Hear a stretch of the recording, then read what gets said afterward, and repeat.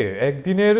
প্রশিক্ষণ শিবিরের আয়োজন করা হয় শুক্রবার আমবাসা পিআরটিআই হল করে। এদিনের এই কর্মসূচিতে উপস্থিত ছিলেন মহিলা কমিশনের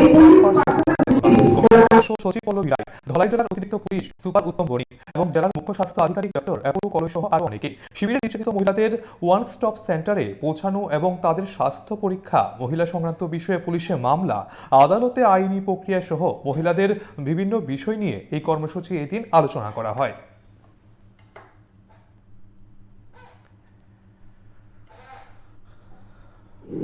কিন্তু আমার কাছে এত ভালো লাগছে যে 4টা ডিস্ট্রিক্টে জনকল্যাণমুখী কাজে যারা যুক্ত, জনসেবায় যারা যুক্ত রয়েছেন, যাদের কর্ম মানুষের পাশে দাঁড়ানো, বিশেষ করে মহিলাদের জন্য আপনারা যারা কাজ করে চলছেন নিরন্তর, তাদেরকে নিয়ে এক ছাদের নিচে আজকের দিনে বসা এবং আগামী দিনের একটা পরিকল্পনা করা, কিভাবে আমরা সবাই মিলে এ রাজ্যের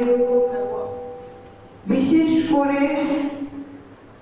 অত্যাচারিত, নিপীড়িত, লাঞ্ছিত বা বঞ্চিত মহিলাদের পাশে দাঁড়াবো, সে একটা রোড ম্যাপ তৈরি করা, কিছু অভিজ্ঞতা নিয়ে যাওয়া, সেটা সত্যি আজকের দিন অত্যন্ত গুরুত্বপূর্ণ। কারণ এখানে আমাদের অনেক মিডিয়া বাইরা হয়তো আছে, অনেকে হয়তো অনেক বড় বড় হল সভা থেকে এসছে, যে হাজারো লোক থাকে, সেখানে অনেক আলোচনা হয়। কিন্তু আমরা যারা আজকে এক ছাদের নিচে এসেছি, আমরা এই রাজ্যের পুরো রাজ্যে